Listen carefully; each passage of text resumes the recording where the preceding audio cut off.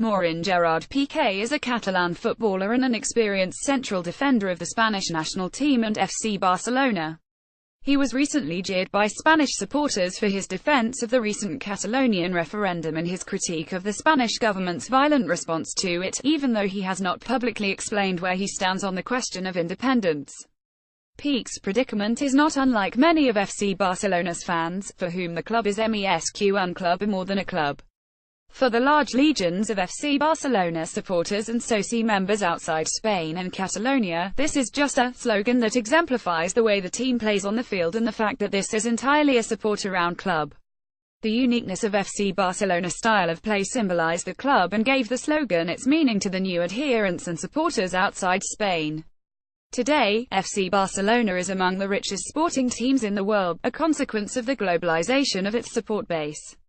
The player mix in its team today is quite diverse and it owes its style to Dutchman Johan Cruyff's total football philosophy, which was improved upon and honed by former coach Pep Guardiola.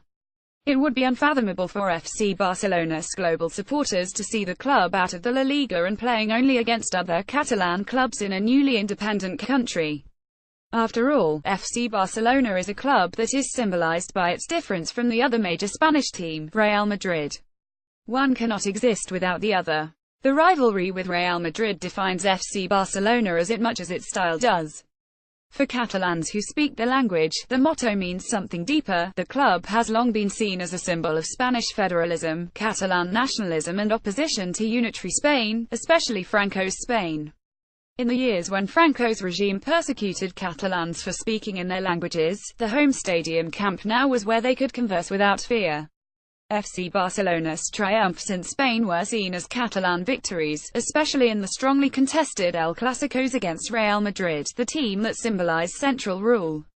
This was also because Franco patronized the club as his own.